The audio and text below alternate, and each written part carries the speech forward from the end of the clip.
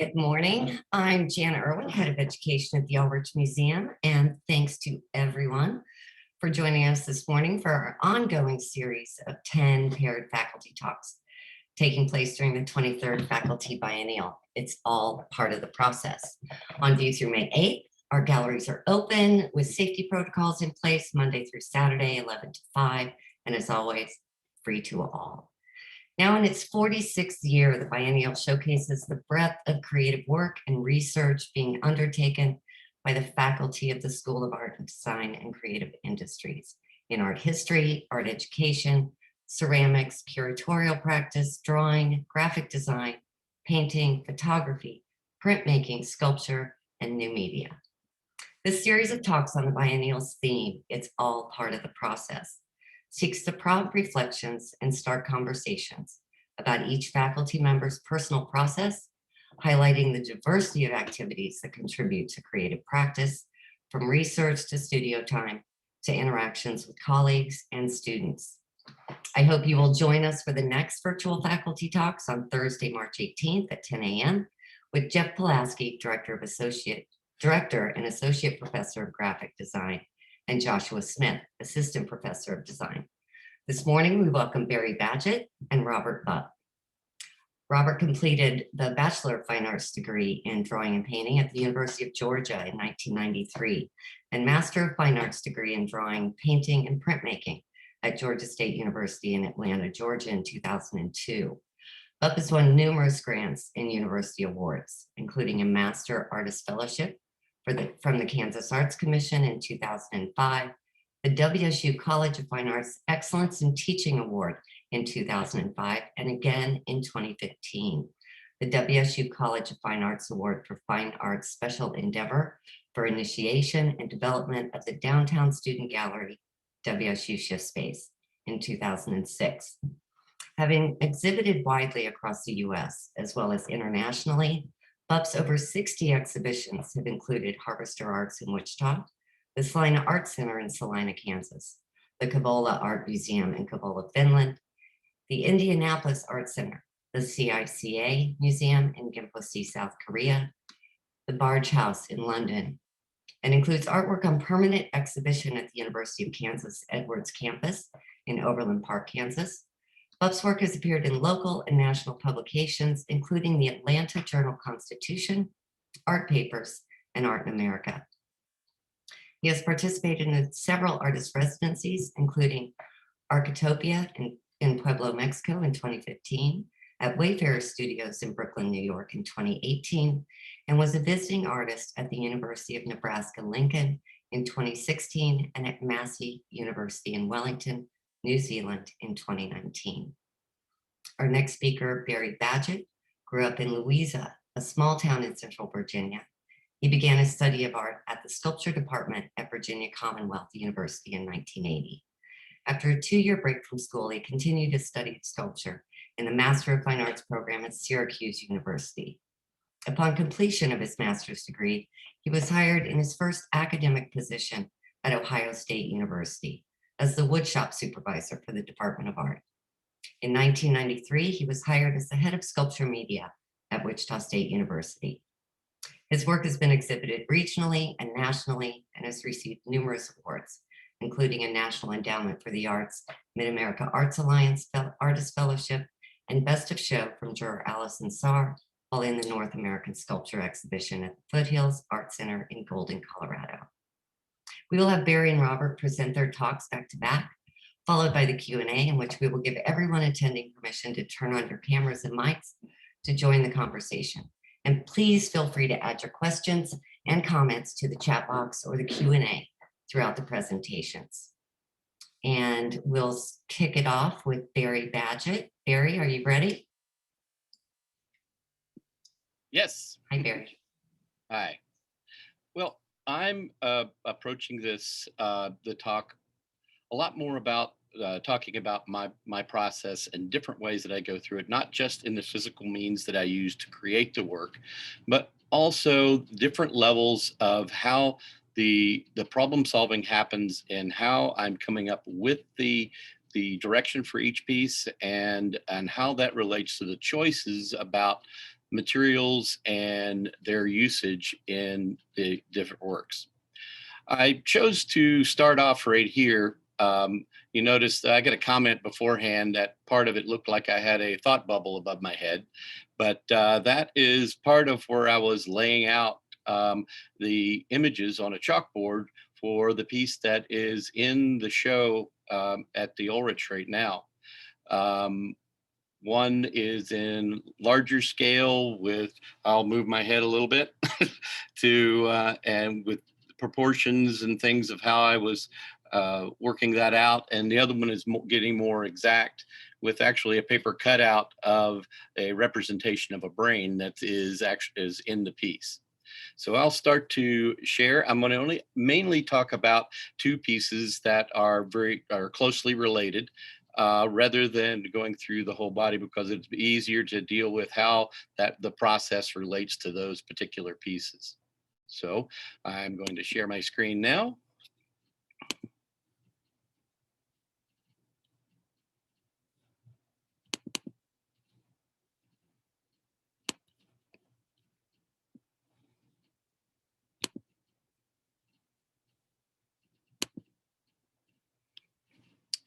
All right, I hope everything is where it should be on this. Barry, we're not seeing your screen share. Okay. There. Oh.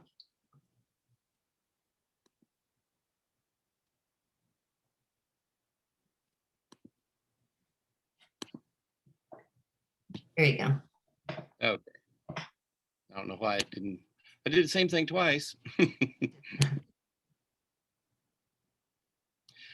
Okay, and I picked the wrong image. So that will teach me.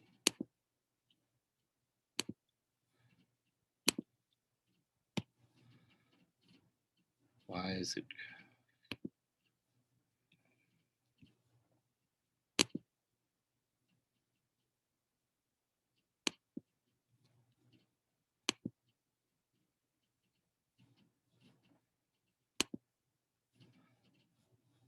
Well, I am selecting one image and it's going to a different one.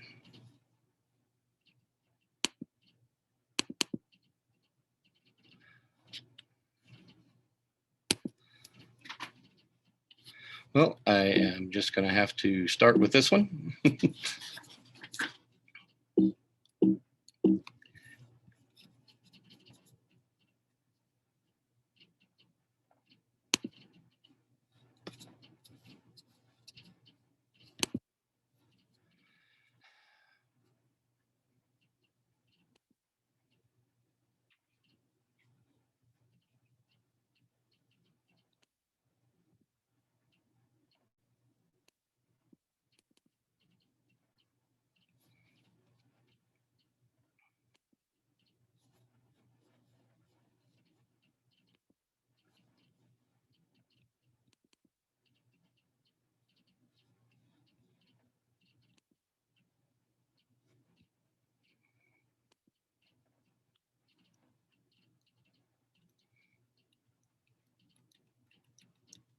Now, this is the image of the piece that's in the show, which is not where I was going to start, but the other one that I had opened before doesn't want to open now.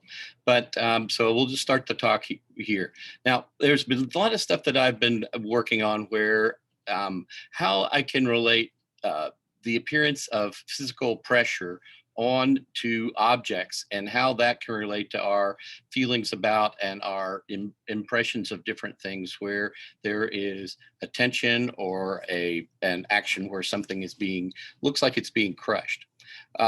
In this area in here, if everybody can see the cursor, is where the part that is more like a brain, and the bow that you see in there is actually under tension. So the process for coming up with this, that it is a lot of different study on how to translate the image of a brain into something that I can make into a translucent image. So it doesn't have the same substance, appear to have the same substance as if it was something solid. And then the representation of that goes through and has the tension on the cables go across and pull.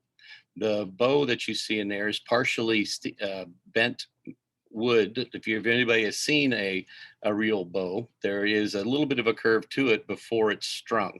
So that's part of what's going on with that. And there is the tension on that bow that is holding the pieces together.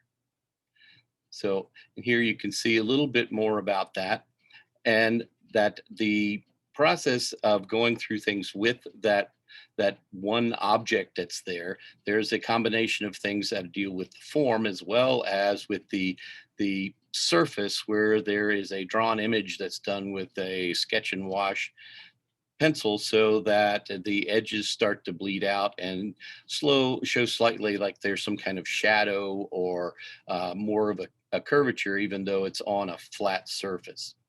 Things that I think about too a lot in my problem solving about how I come up with things is, how can I present it in a way where it doesn't necessarily present itself in a predictable way about how it rests on a surface? How can that put you in a different context for seeing things?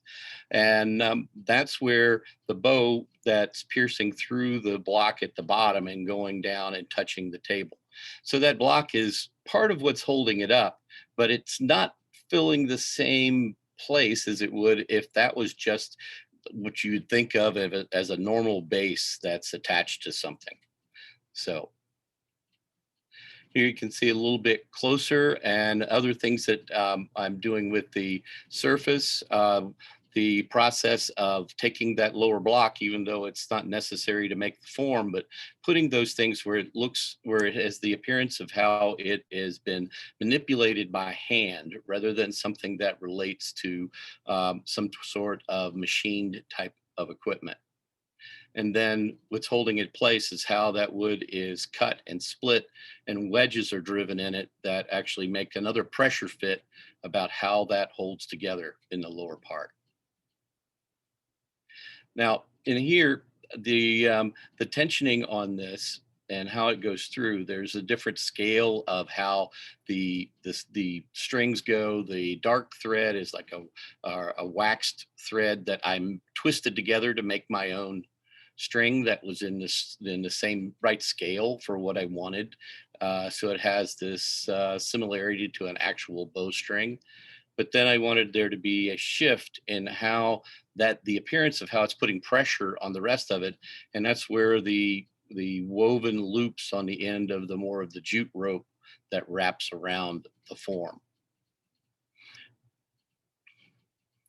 Okay, from this angle, you can see where the piece that is separating the two kind of looks like it's grasping and holding the back side of that bow, almost in the same way that how you would put your hand on it if you were holding it, if you had a complete bow on how that would work.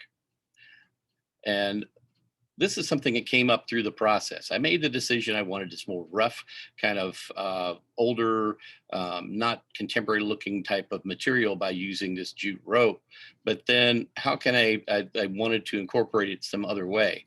So, and as I started working on things that related to the brainstem and things like that, I shifted over and started using that same material in a different way, and kept breaking it down as if it's breaking down into nerves as it goes through. So it's starting to do a second job, and that second job happened through the process of making it and how I was coming up with different solutions to the problem as I went through the process.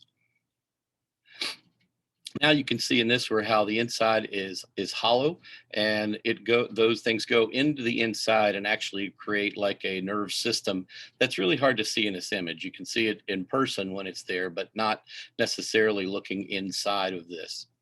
But then you can see where it ties into the brainstem and comes down, and the ropes are going into the string are starting to make that shift from one to the other.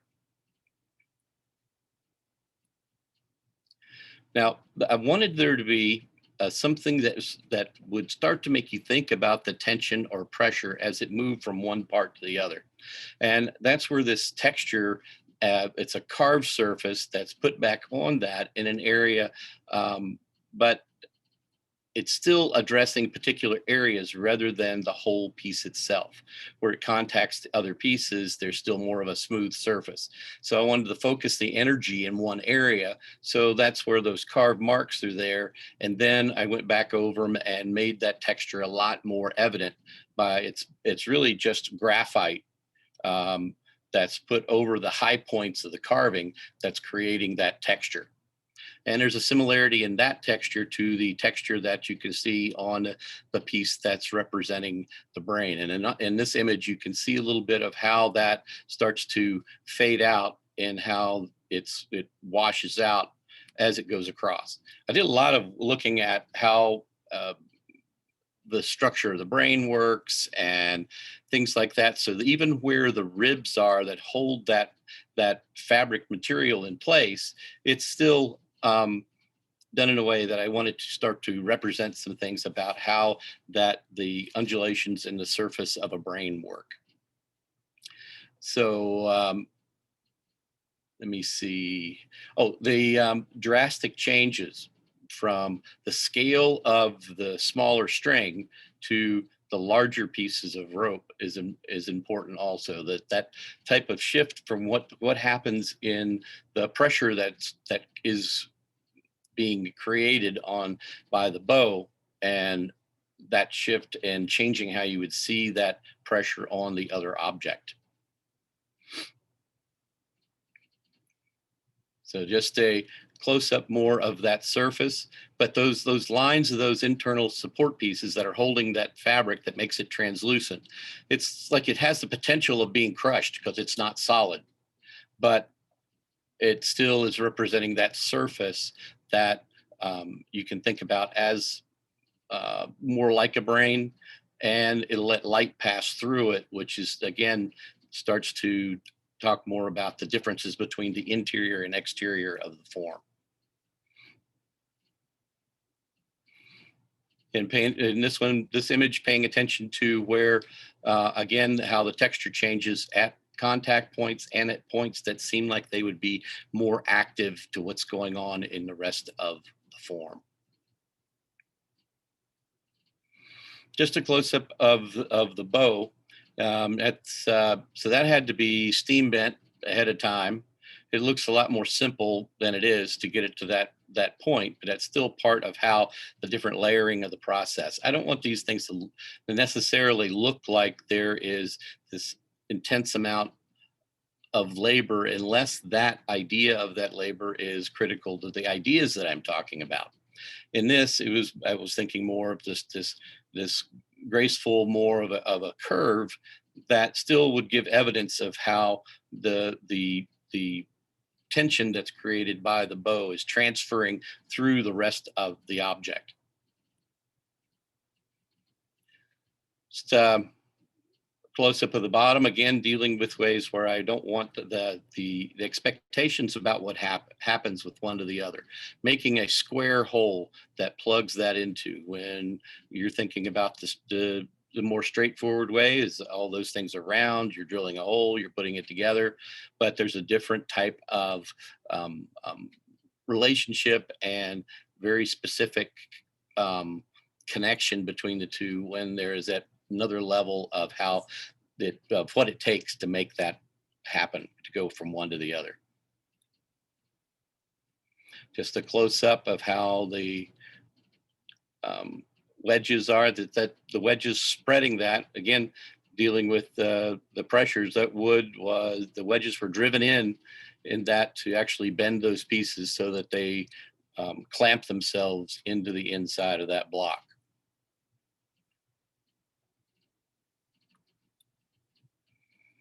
Now I'm just kind of getting into some other views. This has a lot of little details to it, so we can continue to go around it. You can see the endpoints of those splits right in here that went through it that were spread to make that connection at the bottom on that block. I wanted the bow to seem kind of independent even though it was attached to something else that is holding it. So that was, again, part of the decisions and how the process that I'm going through as this is coming about. I had certain things that I started with. I wanted to deal with an image of a brain, and somehow I wanted to put pressure on it in a way that would make you think of that type of pressure that we've all felt, where there is something that is on the outside that's affecting how we react, how we deal with things. So the tip of that it attaches, if anybody does archery, that's how it's cut on the end of a bow when the string is attached.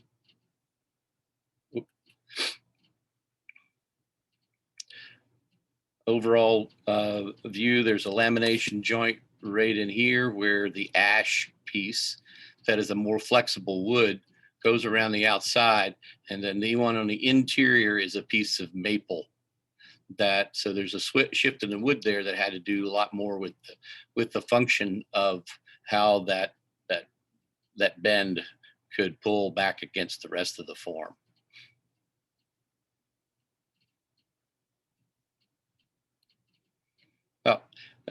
The surface of the translucent parts of it here, where the drawing is on that surface. That's one of those things that it probably looks like it didn't take that long to do, but that was one of those things that I spent a lot more time creating that than I ever anticipated. And that doesn't bother me. I'm not trying to just to document the effort and the process. I'm trying to use it for a particular purpose within the piece itself. So by letting those things move, happen that way, it can become part of it rather than just thinking about the time or the specific effort that went into it. So that's the end of the images on this one. I'm going to try to start the other one again. If not, I was going to talk about a few other things, but I'll see if the other will share now. No, it will not. It did a few minutes ago, right before we started, but it doesn't want to now. Some of the other things that I can show you that are here, I don't know, let me look at my time, are I planned on bringing these things out, but not necessarily as images. You can start seeing a little bit things that relate to scale, because this is one that's related, that's made like a hand, but you can see that this is where the drawings are on it and how the light passes through it. That is important to the things that I'm doing now with this work. And then creating that tension through a clamp that I built that goes onto it. And this is a good time to show something like this, where this is a donkey and a elephant that are jammed into the same box. This one is called In the Box. And it was during election year that I started thinking that we were all hearing the same things over and over again. So they were all just shoved into the same space. And there's tension through the twisting of this rope right here in the center.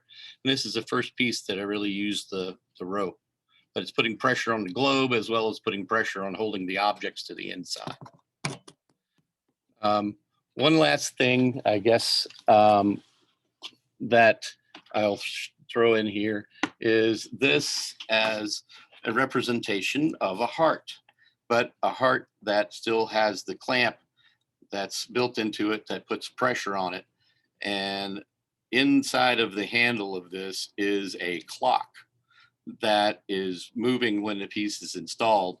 And so it's turning in the same direction as if you were turning this clamp to put more and more pressure on the heart.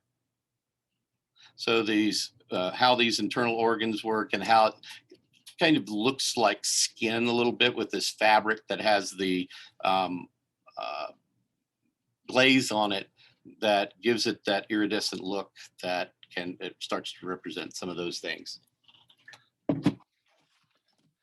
So I do think that I'm looking at my clock here. I'm about the end of my time.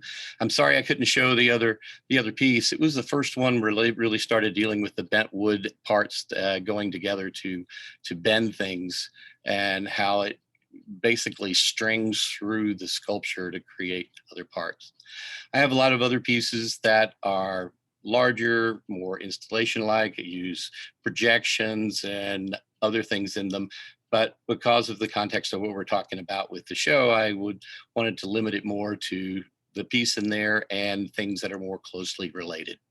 So I will go ahead and release the screen share so we can move on to Roberts. And thank you very much. Again, I apologize for not being able to see those other images.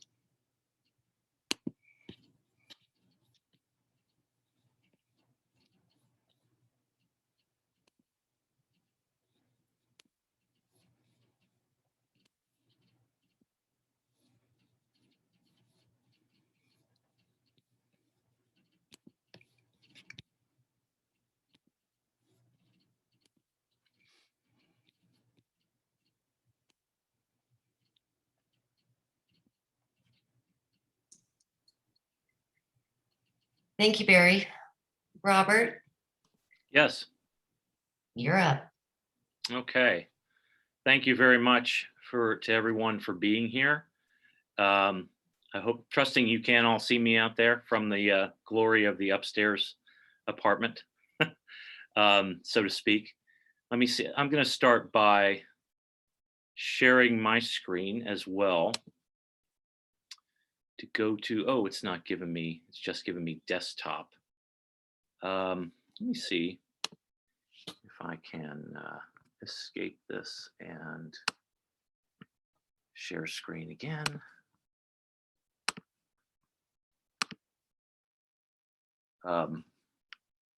Okay, sorry for the desktop presentation here. I wanted to start this by actually showing a little bit of video, because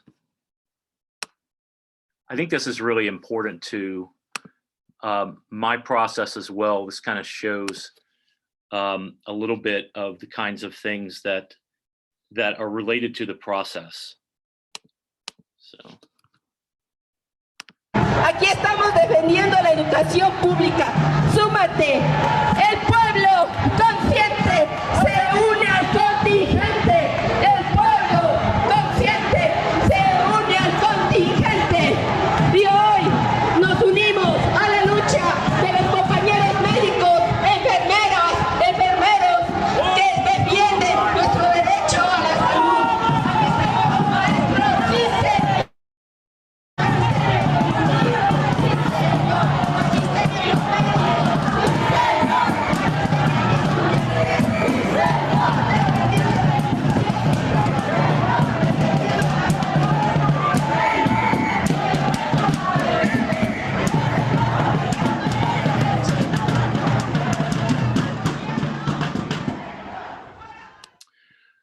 All right, so what that actually was, let me go to my full screen here. What that actually was that we were looking at was me walking in Mexico a few years ago and being witness to a protest, a demonstration actually about the reform of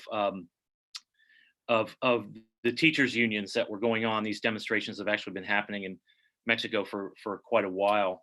But I think that kind of illustrates in that sense a little bit about what my process seeks to do.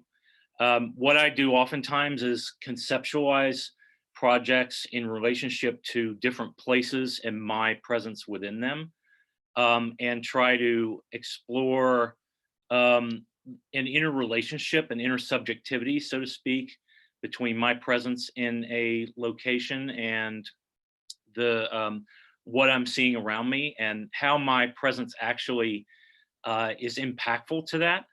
is something that I've been really a lot more aware of in the last few years, especially with going to foreign countries and doing this in foreign countries. So I really do a lot of like walking around or trying to understand what I kind of notice from a place. This actually began really in when I was in graduate school in Atlanta 20 years ago. I would walk to school and I came upon the changes that were happening in the city that seemed to be completely regardless of history and were driven largely by monetary concerns and extremely pro-development.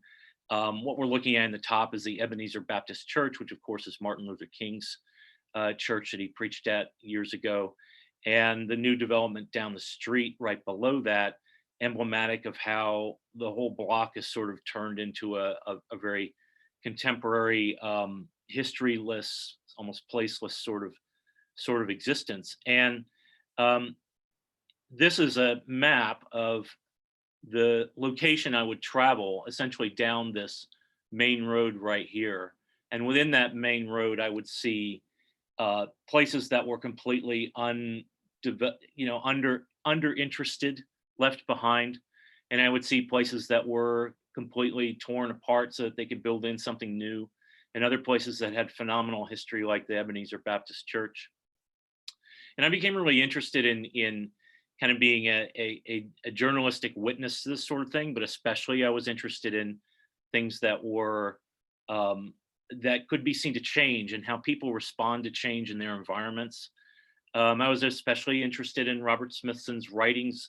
I read the article that he wrote on Passaic, New Jersey, and I've got a quote in here, along with some photographs that he took walking on this path. The Passaic seems full of holes compared to New York City, which seems tightly packed and solid.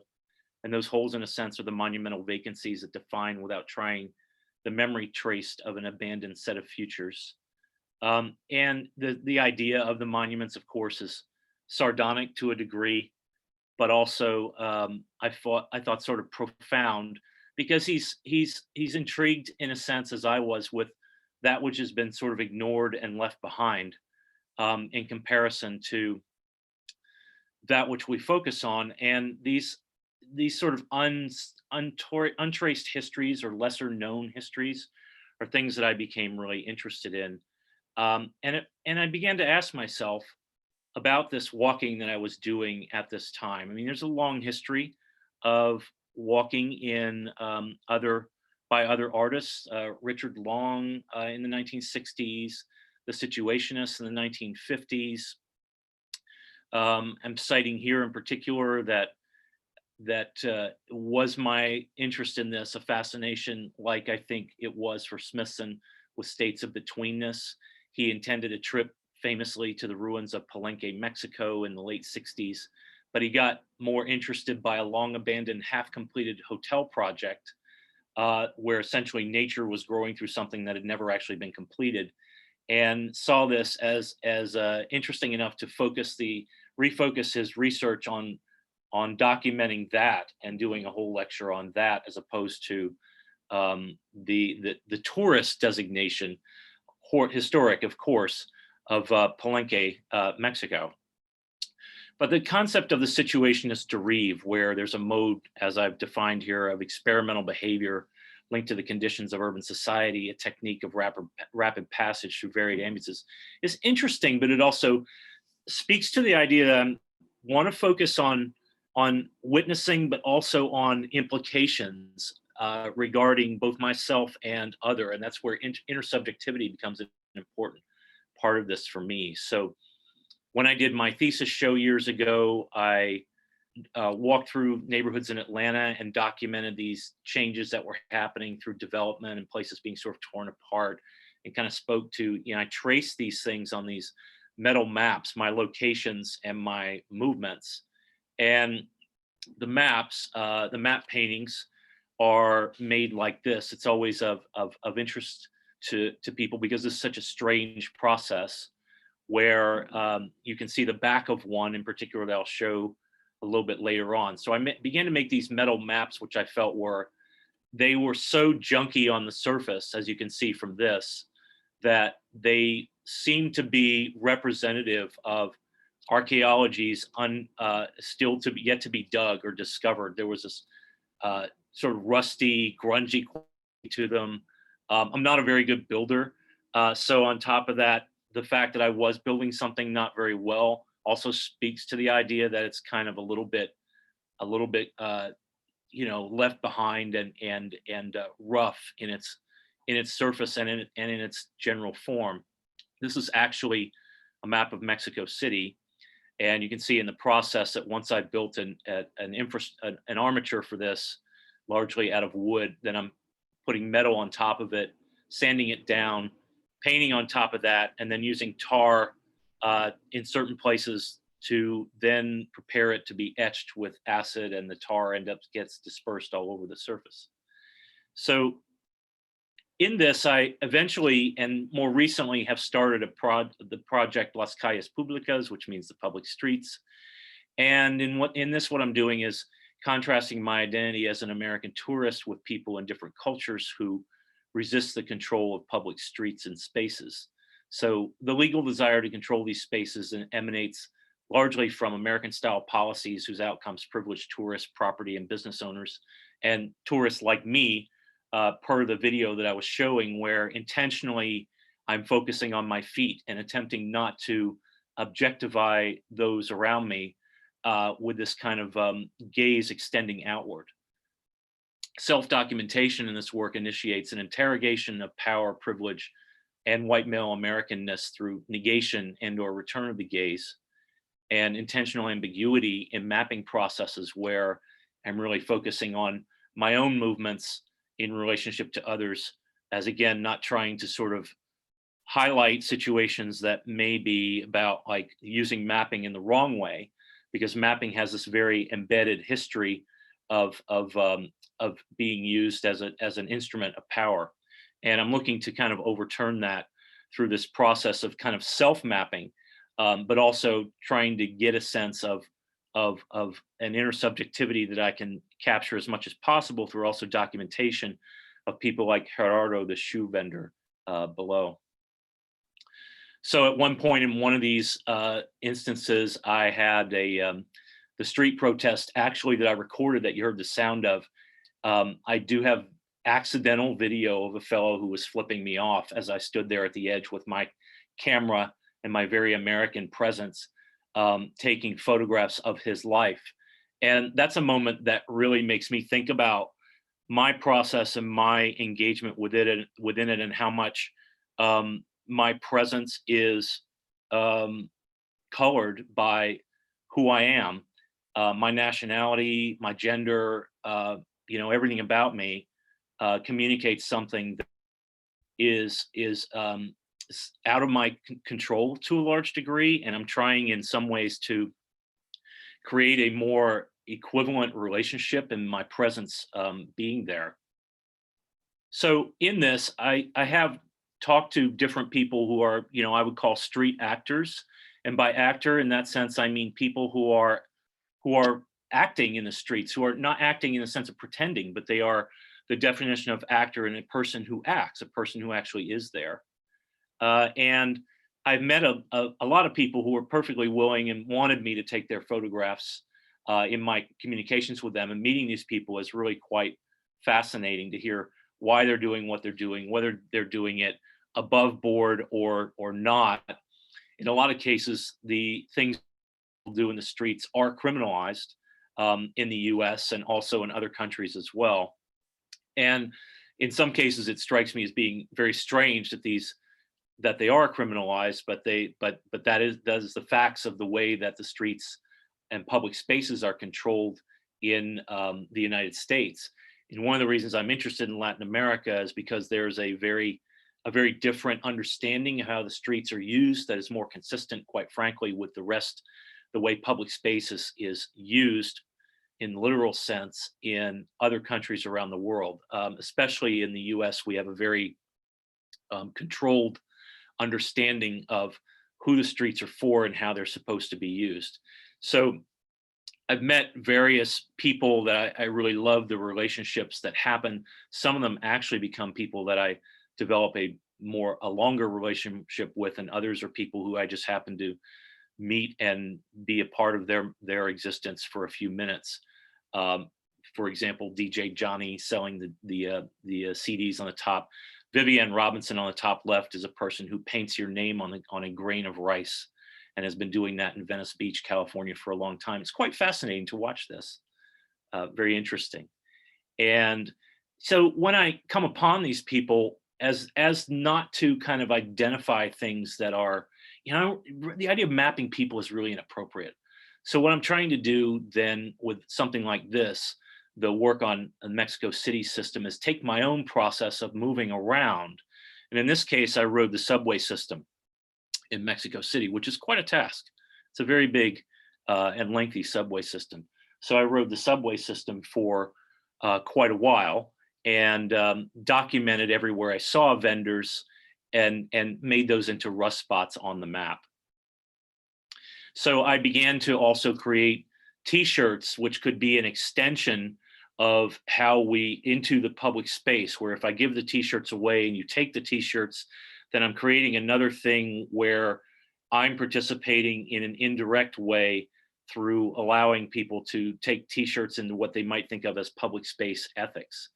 And recently, and I did this as a collaboration with people in the community, Sam Miller-Gott, former graduate student, and Brick Mob as well. And it kind of came together in a show in Hutchinson a couple of years ago, where there were map pieces of the video and when we got into, this is the one I did of Manhattan. And in the detail, you can see some of the areas that I'm sort of highlighting for where I came into contact with various kinds of street actions, whether those were celebrations, festivals, protests, concentrations of vendors, things like that. I also did a performance of sorts in Hutchinson with that show, where I took the T-shirts out in the middle of the street unannounced and gave away bottles of water and called it Popsicles and Paletas, because there were popsicles and Mexican paletas as well. Many people came up and took the T-shirts, and then the police showed up. And that was very interesting, because I sort of expected they might. And, they were very nice. And of course, you could make an assumption that me being a 50-year-old white dude, it's not surprising that they would be super nice to some random guy on the street, I guess. You can't really make an assumption beyond that. But it did force me to really think about my work in relationship to what happened in the summer of 2020. So the George Floyd incident and COVID really got me to really rethink what I was doing in relationship to public space. And I felt like I had to do something for that. So this is kind of an in-process photograph of works that I did, of pieces where instead of going to places that I couldn't go to, I facilitated, I asked for people to give to me locations that they had participated in BLM protests in 2020. And I found that an amazing number of people came forward with this information. So in a sense, I crowdsourced the process. I crowdsourced the process of being in these places and being in situ. And I especially focused on small towns for this. So on the left, that's part of Savannah, Georgia. This is Garden City, Kansas. This is I think this is Narrowsburg, New York. This is Annville, Pennsylvania. This is Shawano, Wisconsin. And this is Udine, Italy. So people who were actually at these processes, these protests, gave me information about the date, and they gave me permission to use their name.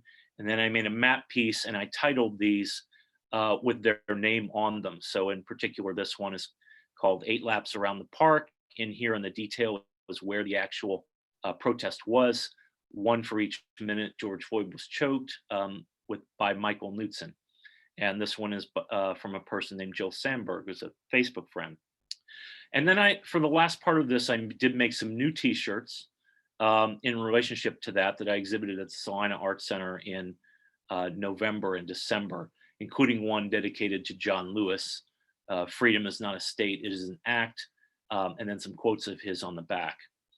And I kind of finished that with where I am now, where I made a video about not being able to leave and do this kind of process where I'm in another place. And I really kind of was reminded of the Apocalypse Now scene at the beginning, where Martin Sheen's character is in the hotel room and he's staring up at the ceiling fan. And actually, having been to one Black Lives Matter protest in Kansas City and focusing on the helicopters that were there, observed the process, and then looking up at my own ceiling fan at one point during the COVID shutdown, I made a video that was a combination of self-shot and socially distanced appropriated video, where I actually went on to Facebook and took videos that people had shot of protests around the country as a way of making something that could speak to the moment of to all of these public space conversations and contests, but not actually being able to participate in them because of that time. So I think that's about all of the use of my time. So I appreciate everybody sticking with me on my Word document. A very interesting way to present a talk for sure. And I'm going to stop my share now. Thank you, Robert. That was excellent. Barry, you want to join us? I know I mentioned in my introductory remarks that we turn on everyone's cameras, but I think in the interest of time and with the number of people we have attending this morning, it might be more judicious to have you raise your hand. Just click on the little raise your hand button at the bottom if you have a question, and I'll turn on your mic and you can ask it in person. Yes, Nancy, go ahead.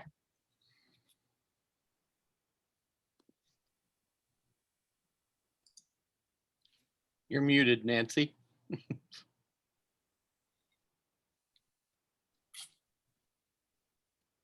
And for some reason, my video won't turn back on. Nancy, you're muted. If you click on the button at the bottom of your Zoom screen, you can unmute yourself. And there is a question in the Q&A, Joel. There is. We'll go ahead and ask. Oh, there she is. Hey, Nancy. Hi, sorry. Barry, what do you think was your further development in your second piece from your first piece? Do you have anything to say about what happened between the pieces that would be an explanation or instructive to people also trying to create sculpture in that process?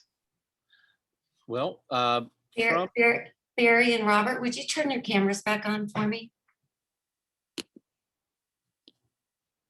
Thank you. mine won't turn on. It just tells me unable to start video.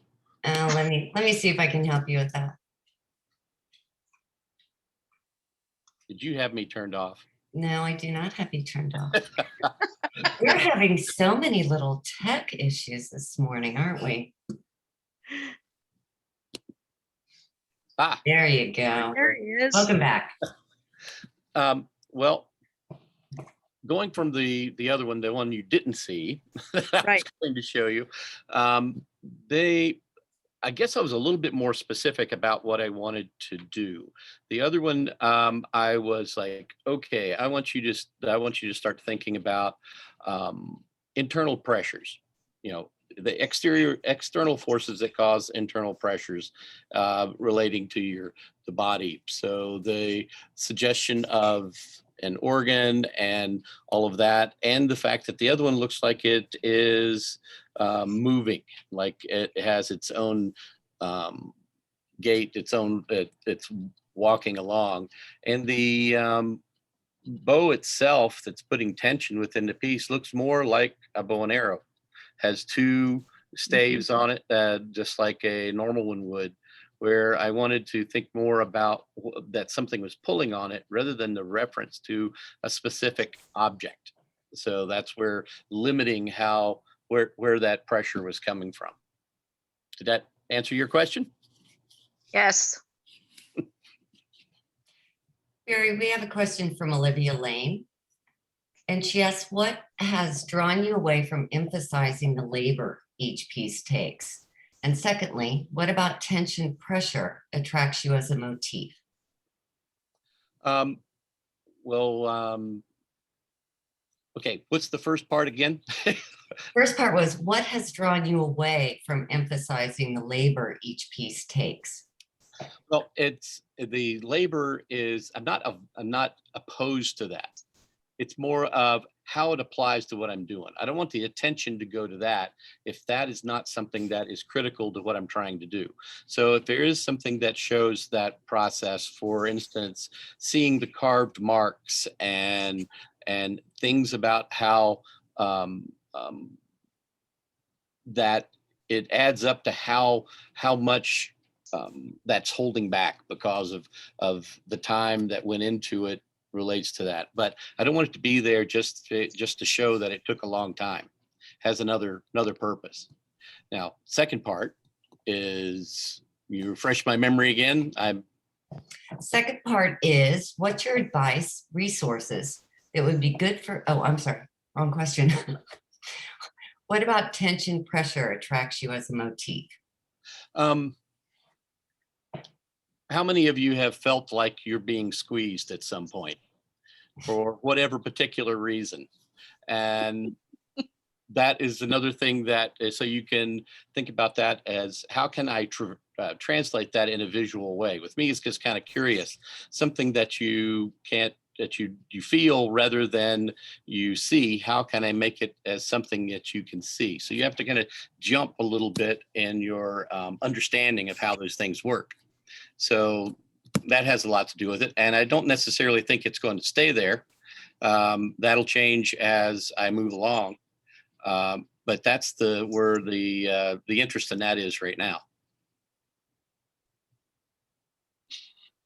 A student of Kristen Beals asked, she says, hi, my name is Grace, and I'm not an art student, but I love art. What's your advice, resources that would be good for me to learn about art in a more casual way?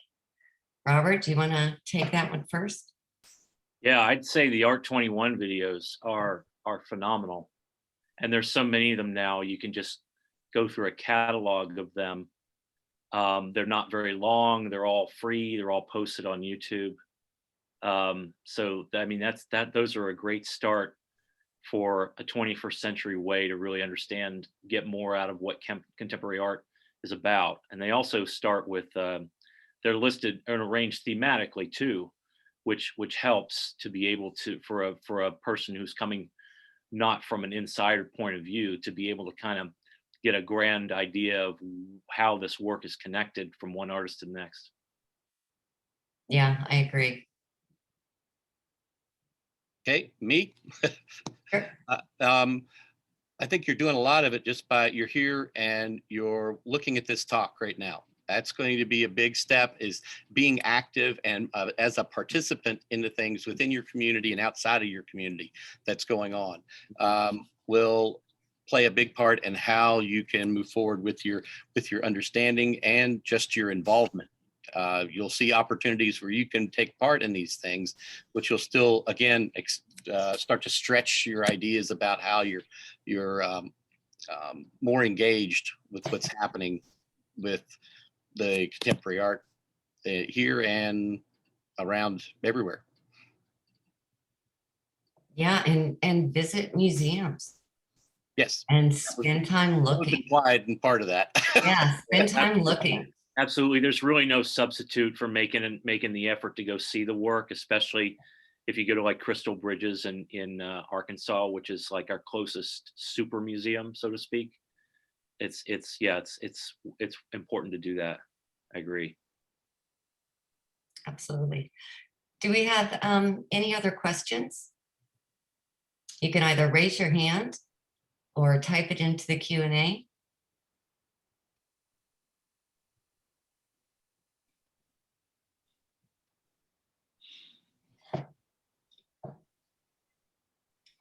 Oh, me too.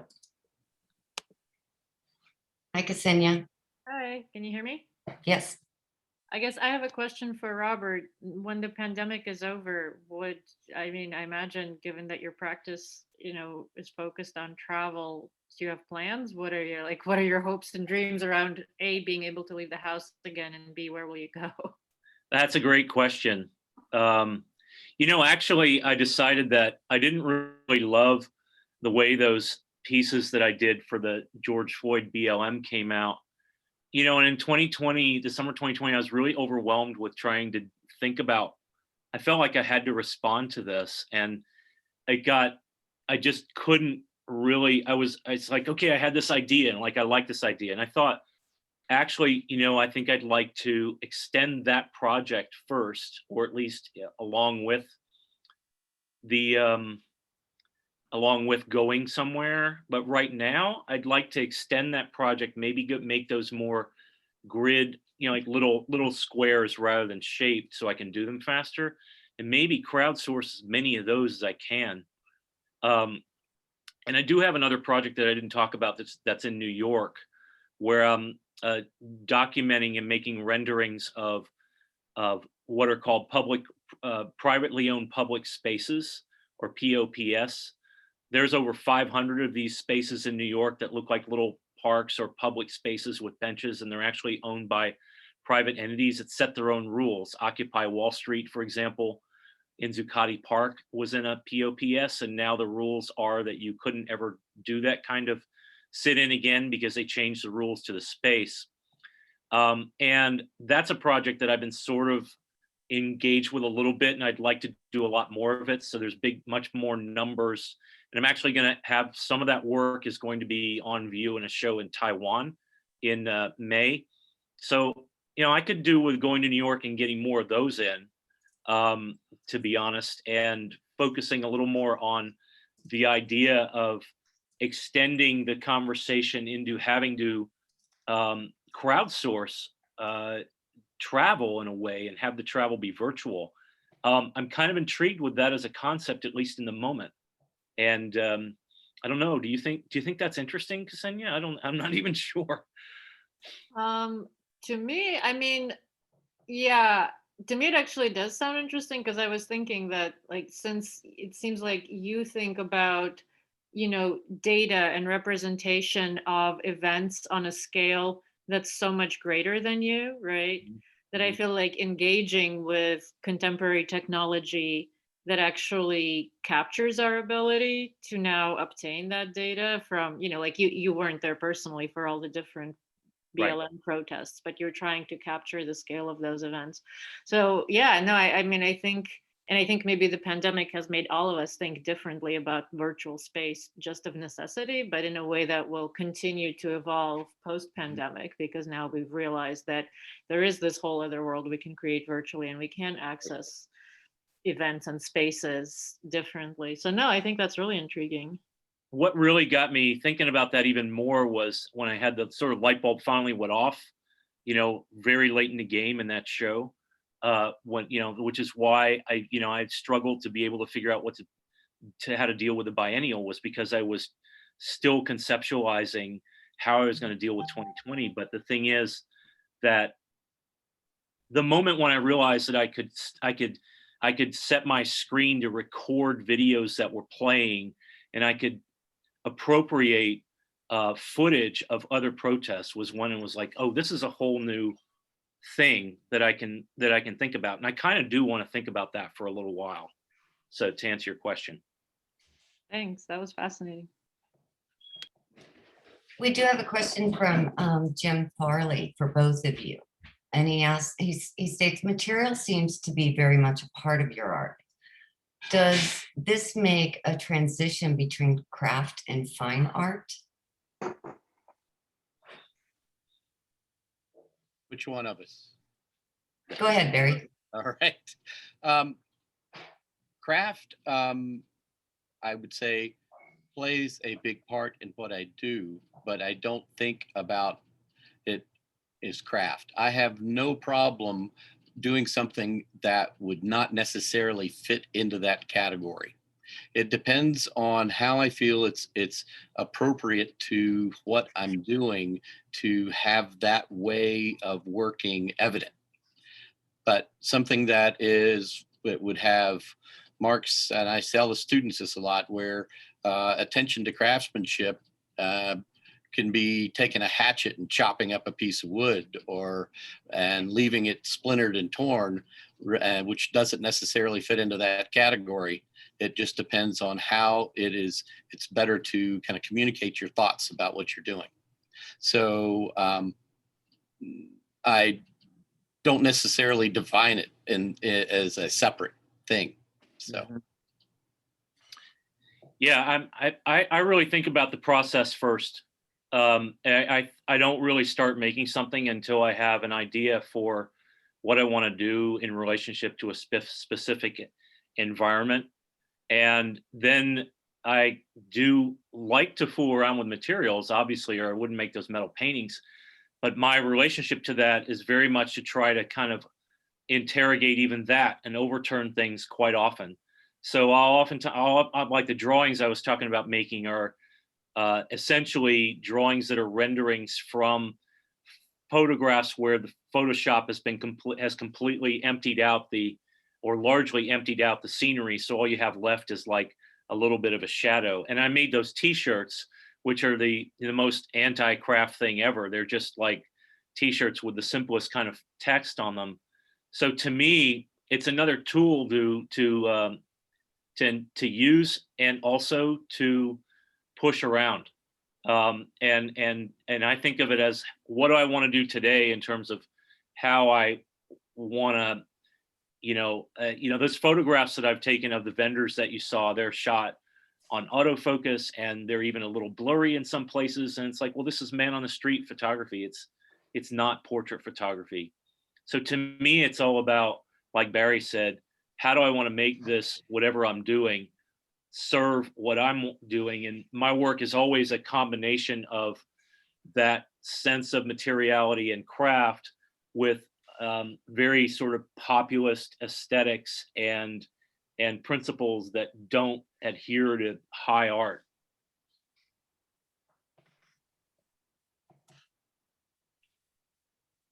Well, I think in the interest of time, we're at our 60-minute mark, but I want to thank both of you for such interesting conversations today, Yeah, honestly.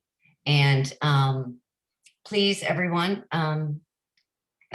visit the Faculty Biennial whenever you get a chance. I think you'll enjoy it. And I hope to see all of you next week for the next in our series of faculty talks. Thank you both. Thank you, everyone. Thank you, everyone. Thank See you. you soon.